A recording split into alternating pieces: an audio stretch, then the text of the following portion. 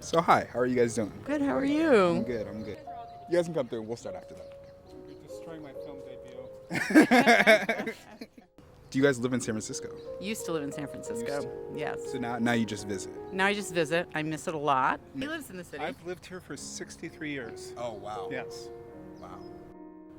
Wow. That is that is a long time. You said you don't live in the city, right? No, I live in San Francisco, but I work here. You work here. Yeah. Okay. Do you commute here? Yeah. Okay. Yeah. Do you take Uber? Do you take I transportation? either drive or I take BART. Mostly public transit. Usually I ride a Transbay bus and then the N line out there. Cool. All right. So do you live in San Francisco? I do. You do. Do you commute to work? Do you take Uber? Do you take public transportation? I take public transportation, but I work from home. Oh, okay. So you work from home in San Francisco? Yeah. Yes. Okay. And do you think that an increase in money has led to more happiness in your life or less happiness?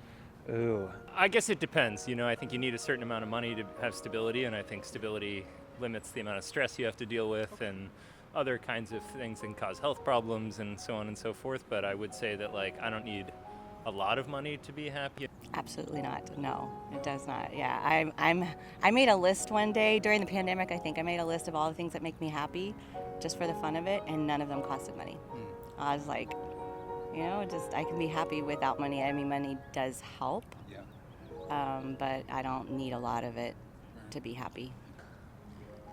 I think that an increase in money has resulted in more ease in a lot of places. I'm a pretty happy person though, and I've been really happy when I've been poor and living in my car, and I've been really happy when I've made more money than I know what to do with. And it wasn't the money that drove my happiness so much. Do you think it's too expensive to live in San Francisco? Right? Do you think that? Yes. Very simply, yes. It's always been an expensive city, but unfortunately for people your age now, it's just impossible. It is just horrible and impossible. And the artistic energy that you bring, it just makes it prohibitive for young people to live in the city, and it's awful.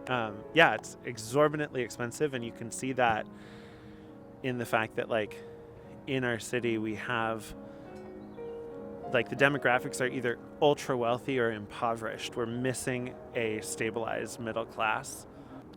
Do you think that's impacted essentially the culture of San Francisco? As far as gentrification, Yeah. right? All of these things that people say San Francisco doesn't feel like San Francisco anymore. Do you think that's essentially the money aspect has affected it to the point where it's almost unrecognizable? Yeah, I mean, there's just not enough sort of opportunities in the kind of middle range, and it seems like a lot of the new housing a lot of people who advocate for new housing, I find it an issue because a lot of the new housing that's built is just really expensive real estate, so it actually just continues to make the sort of problems of gentrification worse rather than helping them, I find. But I live over in Oakland, which is why I'm here. I'm going to take the bus back, and most of the new housing I see being built in Oakland is luxury condos, and that's not helping the issue. If anything, it's bringing more people with money into Oakland and making it a lot harder for the overall market to be fair, I guess, because it brings the rent up everywhere, it seems. It's the whole Bay Area. It's not just the city. I mean, we moved to Burlingame, which was very blue collar, working class when we moved there. Our next door neighbor was a welder. The guy across the street was a plumber. That is not the case anymore. You can't afford a starter home in Burlingame or most other places in the Bay Area. It's just completely out of reach. Absolutely. Do you think that we can even change that? Do you think we can change that inequality of the rich having so much versus the poor having, which is the majority of people having so much less? I really hope so. I think about that all the time, and I ask that question, and I hear things like it would take a really big earthquake or something to even everything out, which I don't want to believe. Yeah. So it's an optimistic dream, but it can be achievable. I don't know how, but I hope for it. Hopefully. Yeah, right? yeah.